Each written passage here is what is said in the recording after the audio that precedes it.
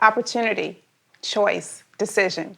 These are the words that I want adults to be able to say that they were given as children while they were in school. Education remains the single most important resource we have, but just as it can be given, it can be taken away or denied based on belief, perception, or assigned value. See, adults make decisions for children all the time based on what they believe children need and deserve. I believe children should be taught to make decisions, positive decisions for themselves. My name is Synee Pearson, and I have decided to give my time, energy, resources, and my entire network to providing the best unconventional education I can for students.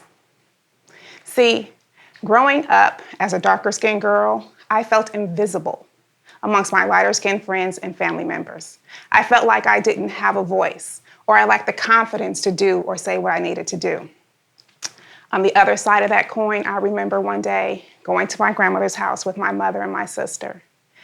And as we got out of the car and began to cross the street, I could hear one of my aunts in the house say, "Here comes sis and those little white girls again."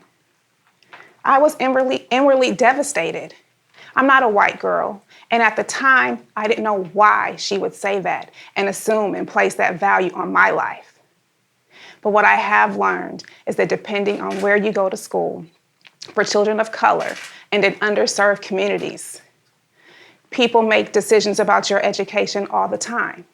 But your education has to be unconventional. You have to be given the right to read, write, and spell, but you need so much more than that. What you need goes so much deeper and can take you so much further in life. Depending on where you go to school, you may or may not be given the tools and the technology more than to be a consumer, to code and analyze information. But we should be preparing our students to be the next head of Google, the next head of Microsoft or Apple, or better yet, to launch and start their own entrepreneurial network.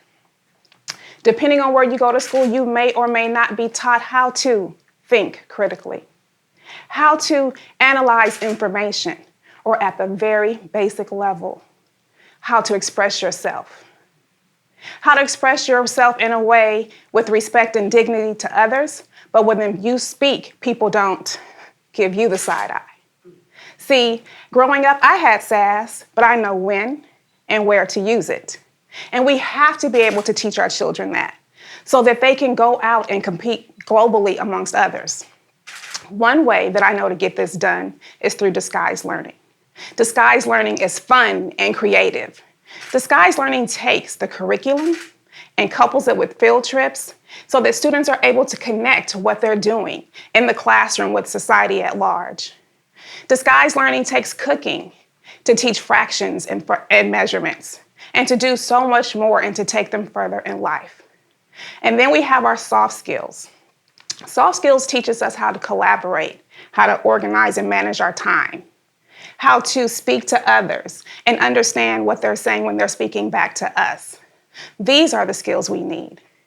One method that I've used to do all of these things is called SEED, S-E-E-D. SEED stands for Social, Esteem, Entrepreneur Development. So let's look at the social aspect. I know who I am, I know who you are, and we're able to collaborate. We're able to respectfully agree or disagree, but to come to decisions for the betterment of our goal in our organization. The esteem aspect. I know who I am, and so what you say or think about me does not rock my foundation. It does not change who I am, and I can go confidently in the direction that I was designed to go in, and the entrepreneurial development. We all have to be savvy and financially free with our money. We have to know how to give and how to build an empire.